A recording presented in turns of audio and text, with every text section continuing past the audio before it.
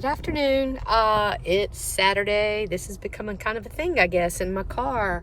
I'm over in Elizabeth City and came over here. I got a great swim in this morning at the Y and came over here to Elizabeth City to run a couple errands and stop by the Recycled Reader. That is one of my favorite places. It's a used bookstore, although Jane and Bud also sell some new books as well, and they have some of everything. They are fantastic. They are very awesome, generous people, particularly to teachers. And so if you've not checked them out, they just moved back over the holidays, over the Christmas break, to their new location. They're downtown in where the old Harbor Pharmacy was. So just perfect location. And but anyway, I went in there. I was specifically, Jane had been collecting a particular title for me, and I just took a look in the children's picture book section, and so found a few ones. Of course, these are phenomenal prices as well, but I wanted to highlight one that I'm really excited about for multiple reasons. So it is, can you see this? Yes, it's Knoxville, Tennessee by Nikki Giovanni. And so Nikki Giovanni is the black poet, former professor at Virginia Tech, and she just passed in the past, I know it was in the past 6 months. I would be hard pressed to give you the exact date at this moment, but I just love her work, her poetry in particular. She was in her 80s, and she had been around, she's been around publishing poetry for a long time. And anyway, there's multiple reasons. I actually got to spend a week with her in professional development. I guess this may have been summer of 2018. The James Madison University has the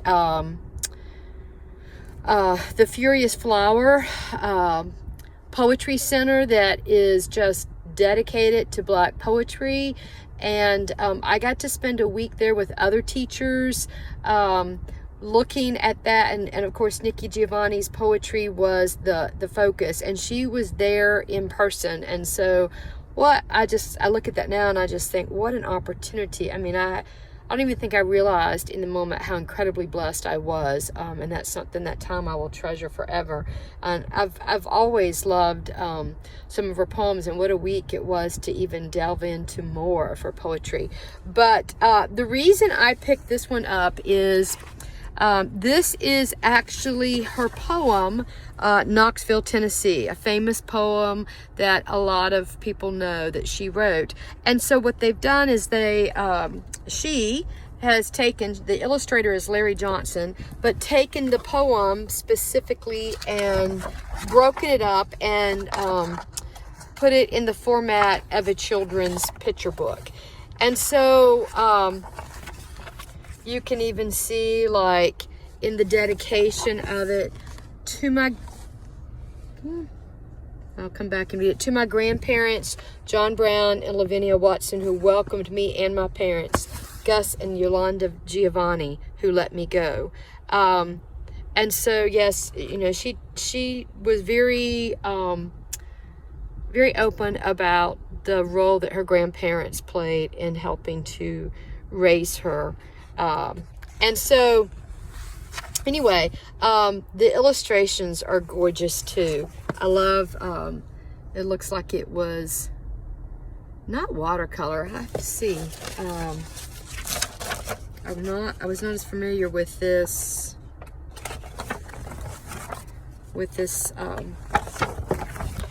illustrator, but let's see if it says. I don't know. It doesn't have a specific details that I'm seeing about the illustrator, so I'll have to look that up. But beautiful work. Holy cow. Look at that. Look at the brush strokes of that. of these. But the reason I love doing this poem with my students, and so I can tie it in that way. But the other way is that, so last year, and this is currently year 2 that I'm going to be repeating this, I have been doing the children's picture book since the spring of 2022, I think. So this is the 6th time around. Well, here's the story, and William Craddock, this is dedicated to you, my friend, because it was your heart that led me to this, so I appreciate that. Anyway, I had been doing it in the academic English 4 classes, and you can read more about the story of the origin of it on my blog, Rooted in Love, and I will put another link to that underneath this post, and I house all these vlogs on that blog. Anyway, I had been working with the first graders at Knox Island Elementary under the tutelage of phenomenal teacher Jennifer Roche. Wow, Knox Island Elementary and that community has been blessed beyond measure, and having that phenomenal woman at the helm of the first grade program there. And I love Knox Island Elementary. I love every little thing about it. It is the little school that has the biggest heart, and it is just precious. And when you walk in there, when you walk onto this grounds every spring when I take my students over there, they are so excited to see us. They just love us, appreciate us. Their principal is phenomenal, Kevin Goins. He is so proud of that school. He takes us around and shows us, all the every little corner and all the wonderful things on that campus, and just comes out with a big old grin and arms wide open, just so excited to welcome us and bless us. And I've always just appreciated that welcoming spirit. They really set the bar for this whole project in terms of what we kind of expect now when we walk in to any elementary school. So it's phenomenal. But again, I had been doing it with my academic English 4 classes. And AP Literature, I've been teaching AP Lit now for, this might be year 16 or 17. I'd have to go back and check. So anybody that is familiar with the AP program knows that the AP, regardless of what AP course you're taking, Advanced Placement, College Boards program, that the first 2 weeks of May are the time that the AP exams are administered every year. It doesn't matter where you are. It doesn't matter, like, if you lose days. Those dates are set by College Board. And so, March and April, you are ramping up as a teacher and the students, because you're getting ready to go into all that you've been working for, in the testing. So it had not even crossed my mind, because initially, remember, I started doing this project with the seniors in the spring, because I didn't have any in the fall that first year, the first 2 years really. And so it wasn't even a question mark in my mind. Oh, why don't you let AP Literature try this children's picture book? No, we had our focus on poetry, and we had our focus on prepping for that exam. And so anyway, it wasn't on the radar for me. And so I taught William Craddock as an honor sophomore in World Lit. I think that was in the fall. I could be wrong. Maybe it was in the spring. But anyway, lovely young man. His family is from Knox Island. He is a product of Knox Island Elementary, and their family home and farm is right beside Knox Island Elementary. So his heart is Knox Island Elementary and Knox Island, as you can probably guess. So when he heard about the children's picture book, he really wanted to do it. And he signed up for AP Literature and Comp. So he and his mom, Emily Craddock, who is now on our Board of Education in Creighton, were blessed that she was elected to the seat that her husband, who passed, Will Craddock, served. And so kind of got a little family legacy thing going on there. But Emily and Will went to Jennifer Roche that summer, because they lunch, they're good friends, and they see each other regularly, and mentioned that they would love, that William would really love to do the children's picture book. So Jennifer reached out to me texted me that summer, we were getting, toward August when we were going to go back. And I guess this would be the summer of 2023. And just said, is there any way that you could consider letting AP Literature and Comp students do this children's picture book in some way? William really, really wants to do it, Valerie. Would you just at least consider it? And it touched me. I couldn't say no to that. That family, William lost his father. Emily lost her husband in November of 2022, I believe. And so, such a phenomenal family. And I think the world of William. And so there was like, oh, all right, I'm going to figure this out. And I said, I will figure some way out to do this. So I was also, I thought I'm determined I'm going to do it some way. I don't know how yet, but I kept looking at the curriculum and thought, okay, how could I justify this where I felt like, I knew that they would benefit in terms of the writing and the work that's involved with children's picture book, but I didn't at that time, I didn't see automatically how it would overlap and it could help them, especially that time of year, do their very best on the AP Literature and Composition book. So that year, this was last year, I had 9 AP Lit and Comp students. Phenomenal class, wonderful class, really enjoyed them.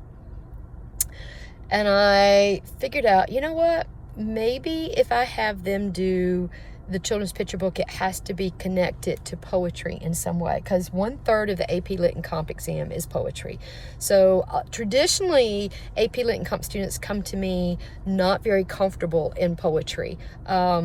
And I think some of that's just because they haven't been exposed to a lot of it. They're K through 12 poetry, and I probably need to do videos on that, is something that, it's in some ways it's a beast all of its own, and in some ways I think there are a lot of teachers who don't feel comfortable with poetry, and so don't do it as much.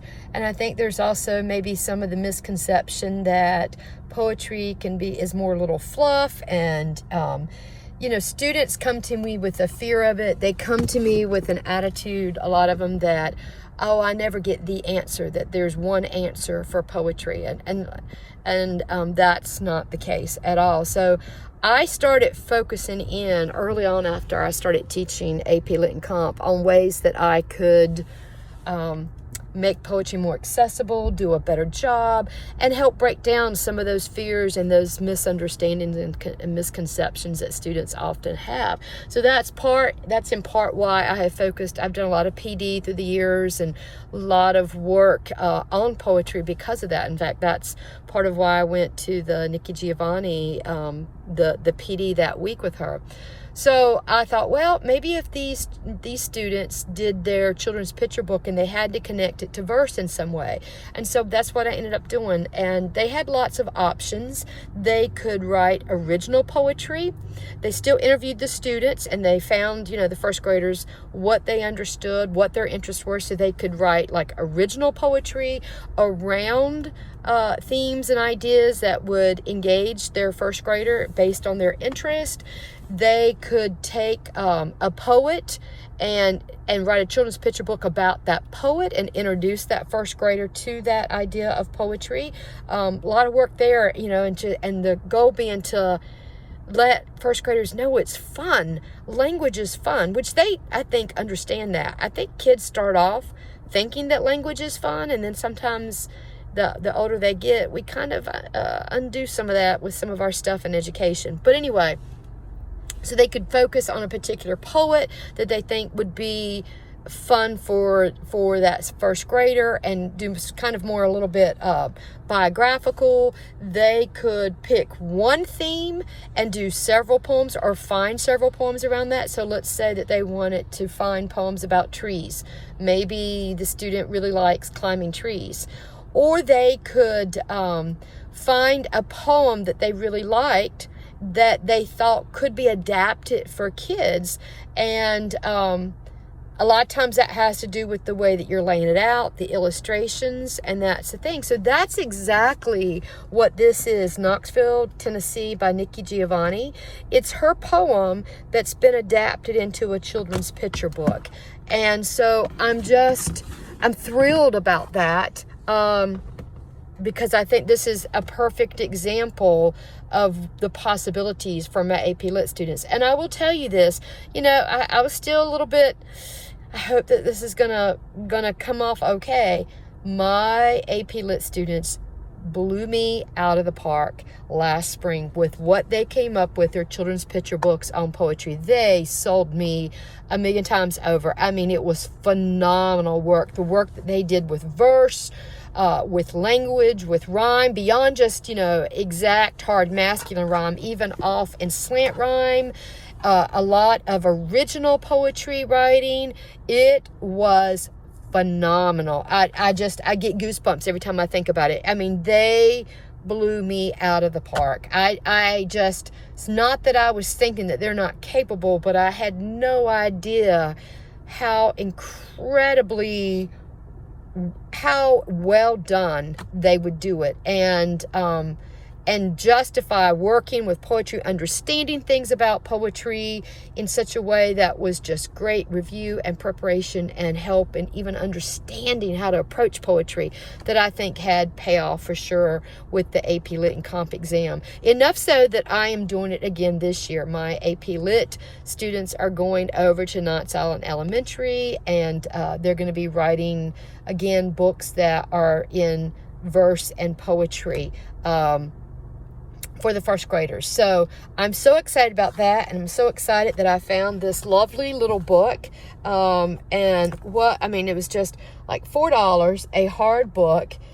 This was actually published and it actually came out of Atlantic Public Schools.